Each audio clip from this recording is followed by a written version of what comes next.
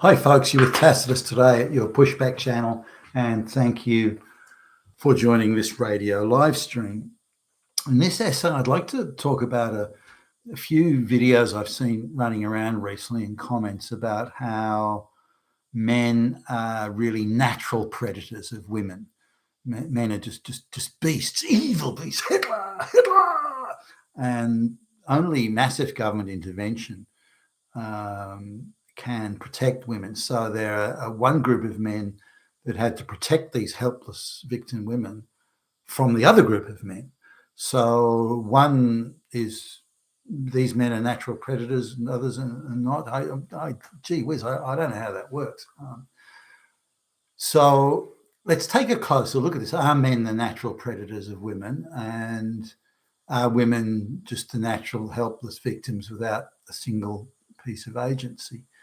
Let me talk a few things about, what I've certainly what I've observed at least. Now, in my life, it's sort of a bit hard to perceive women as victims. I've dated a lot of very athletic girls and that sort of thing. So if it came to a sort of a full-on wrestler, I could probably beat most of them. But it wouldn't be easy. And there's I've never really thought much about it. I haven't really thought about the relationship, any relationship in terms of predator or victim, or it's not even something that comes into my mind.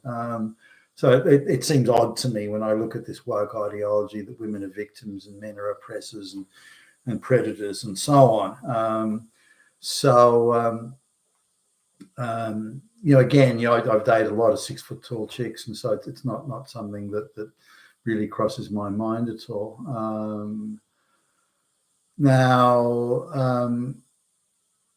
I know women who, and have known women who get off on, and the smaller the women, the more they get off on dating, big guys.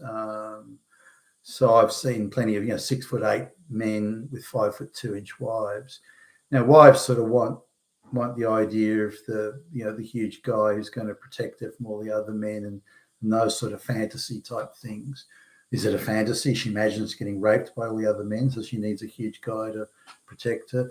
And I've also come across guys, hero guys, and they're big and tough, and they're so hairy chested, and they're going to stand up for the little woman and all this sort of thing. So there's that. So there's various types of people that perceive their roles in society sort of many different ways. I mean, here's one girl who I used to know quite well. She was tiny. She was less than 5 foot tall, so shorter than 150 centimeters. Very slightly built, and quite wiry, but very slightly built.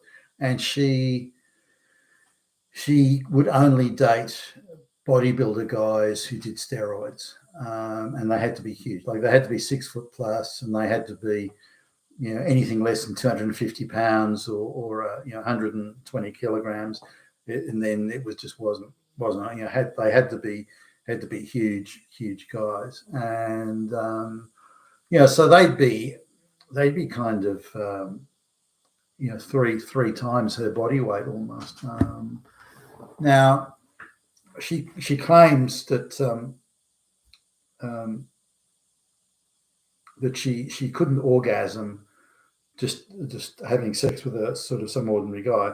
They had to be, again, huge, and the roids and the bodybuilder thing, and they had to be all that, and that was the only way she could have the orgasms as intense as she claimed that she wanted them to be.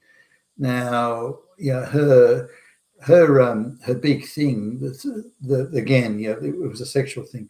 She liked to, her party piece, the ultimate in intense orgasmic sort of sex was that she gives these guys a third degree. You're nothing but shit. You're nothing but a bum. You're nothing but an idiot, and you're not even shit.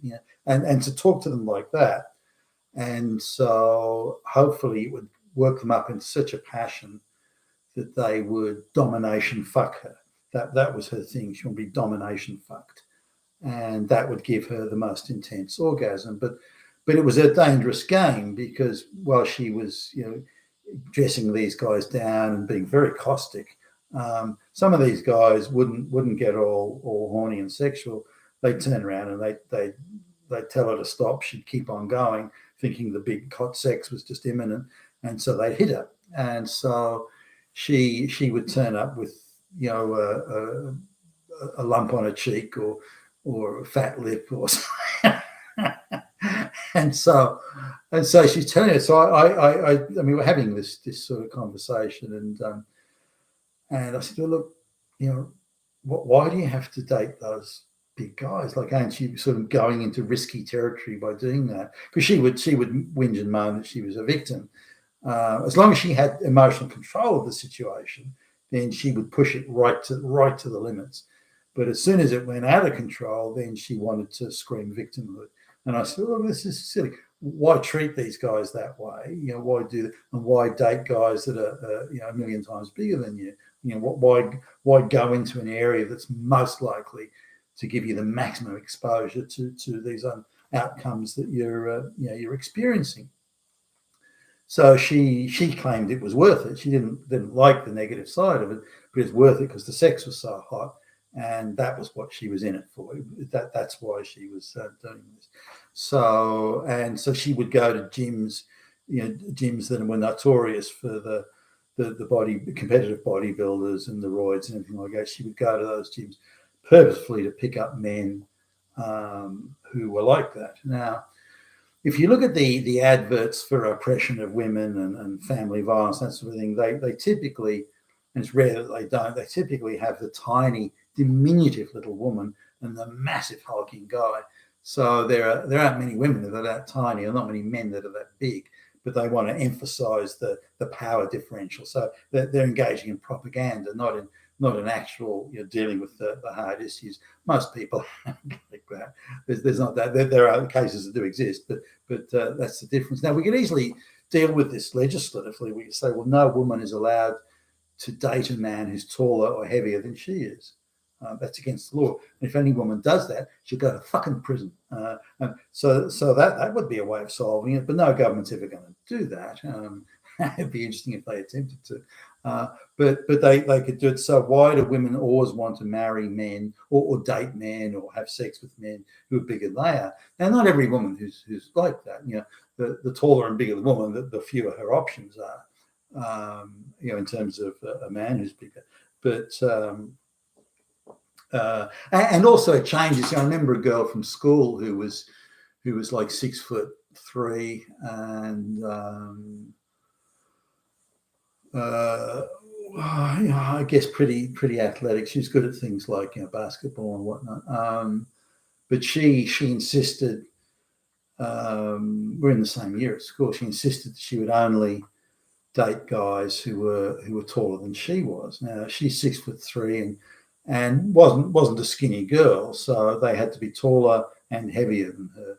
So she was, you know, it wasn't an easy gig, but she insisted that's how it had to be, and with you know, the young snot-nosed sort of girl playing house and stamping her foot, demanding that the rest of the world change to suit her, that sort of thing. Now, by the time she was, I mean, we didn't sort of stay in close touch, but every sort of few years we'd have, you know, I'd be you know, catching up with someone, and she'd sort of maybe be there at some sort of party or barbecue or some sort of gathering. Quite, I mean, she was pleasant enough, I guess. And by the time she's 25, it was, oh look, you know, I'll accept a guy who's about my height, and if he's a, you know, slimish sort of build, then that's okay. By the time she was 30, well, look, any guy 6 foot or over is fine. You know, and so she was, you know, constantly lowering the standards. Now, when you're 6'3" and you know, when I last saw her, she probably weighed, you know, over 200 pounds, you know, 100 kilograms. She could carry it because she was that tall, but she was.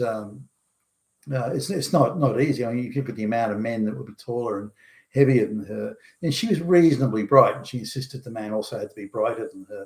So now, if you look at it, this is a classic woman thing. I want him to be taller than me, I want him to be heavier than me, stronger than me, I want him to be smarter than me, I want him to take responsibility, I want to do this, I want to do that. But damn it, I'm fucking equal. And if he doesn't think I'm exactly equal, then he's a fucking fascist Nazi. So again, it comes back to this emotional control thing that if men are natural predators, why do women pick men who would be the most, who are taller, heavier, stronger, smarter? Why do women go out of the way to pick men like that, if indeed they want at the same time to say they're victims of predators? So I don't believe men are natural predators at all. I don't doubt there are situations of predatory behaviour, but that goes both ways. Women go about their predatory behaviour a little bit differently, but it amounts to the same thing at the end of the day. Now, the same goes for this idea of power imbalance, which creates the environment for predatory behaviour. So the woke glitterati sort of tell us. Again, it's not something that I relate to. My grandmother was a successful business owner. My grand auntie was also a successful business owner.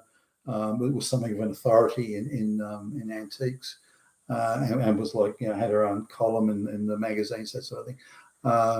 My mother went to university, and so on. So it's around me as I was growing up. There was no sort of certainly not in the people around where I was. There was no oppression there. In the upper middle classes, in where I lived as a teenager, the women were very much in control of the households. You wouldn't, they married men they could control. There were, there were very few alpha males type. The guy in charge, he makes a decision. So there just wasn't it. Not that they weren't around, but the people that were around who were doing that would be the guys who were the plumbers and the tradespeople. They weren't the executives. In every instance that I can think of where the guy was a lawyer or a captain of industry or something like that, the dads of the kids that I was sort of hanging around with, the wives were always in control and very assertive, and if the man stepped out of line, he'd get a good finger wagging and that sort of thing. So I didn't see that as a kid. I don't doubt it goes on, but I can't say that I personally have experienced it or have been directly involved in situations like that. So coming back to the idea of men natural predators, I just don't believe so. Are there men out there predators? Sure. I've met many predator women. They're inverse. That sort of predatory behaviour is inverse, and they'll try and create a scene. And here's an example. This is the one where I was a kid. There was this woman that was in this like a cafe. She worked in a cafe or something, and she was. I thought, even as a kid, I thought she was a bit strange, but she would always be trying to pick arguments with some of the male customers and things like that. Or I think this guy was a supplier. Maybe like he was a guy driving a van that delivered something to the cafe. And she just went out of her way to pick an argument with the guy and create conflict. And he says something like, "You're nothing but a crazy bitch," or so something like that. She says something to him, and that, you think, that's the end of it. Then some big guy comes in. He's quite a solid dude, I remember. And then she spots him, and I spot her spotting him. And then she runs into the side of the cafe crying in a very sort of Academy Award winning sort of way. So he comes up and what's wrong, Billie Jean, whatever her name was. And that guy was terrible to me. He threatened to kill me, and he nearly raped me. And I could hear that the story was, she just created this insane story of what this truck delivery driver had done. So the guy he puffs up his chest. He's a big, hairy chested man. He's going to protect the little woman, and so he goes outside, and I followed him outside, because I was thinking, where's this going to go? And I wanted to tell him that she'd just given him a whole lot of bullshit, that it was nothing like that. She's the one who had picked the fight. She's the one who created the problem, not this guy in the delivery driver guy. And so the big dude that she'd stirred up went out there and went, "Hey, and don't you upset Billie Jean again," or something like that, and then gives the guy a punch. Just doesn't knock him out or knock him down or anything, but a short sort of sharp jab to the chin type stuff. And the guy's looking rather bewildered, like what are you talking about? And this dude's like twice as big as the truck driver. Truck driver's quite puny and weedy, actually. So, and an older guy as well. So he got socked in the face just because this woman had set it up. And off the top of my head, I think the guy's name was Roy, the big dude. And so I'm only a kid, and I said to him, Roy, and I was started to tell him what had really happened. And then this woman who'd set the whole thing up, she came over, and because she knew I'd seen it, she came over, and the look she gave me was like she was going to murder me if I told this Roy the truth. And somehow she knew that I was about to tell him the truth, what had really happened. And so obviously she'd done this sort of thing before. This wasn't the first time she'd ever done it. So as far as I'm concerned, she's a predator. And those sort of women around who do that sort of thing should be viewed as predators and held accountable for the dramas and the conflicts that they set up. But I came back to the original point. I don't believe men are natural predators, nor are they today natural protectors of women. They maybe would have been at one time, whether protectors physically or protectors financially, or protecting women from having to take responsibility. Now, this has been something that's been important throughout, certainly Western history. Women don't have to take responsibility for the things they do, so they give up having social power, and at the same time they also evade responsibilities and obligations of citizenship. So one balances out the other. With wokeism and feminism, all that sort of thing, then the argument has been, well, we want the social power, but the social responsibilities haven't yet caught up. They may one day, but they haven't caught up completely. So the social power, much of it's been granted and even added to with affirmative action and things like that, but social responsibility has not. So, the affirmative action programs, the accountability under the law, and I've been in divorce courts and seen where if he does exactly the same thing as she does, he's accountable, but she's not. So in terms of the law and this sort of thing, the idea of mens rea and all that sort of that's something that the responsibility side of it and the obligations of citizenship have not matched the social power allocations and gifting that's gone on in the modern age.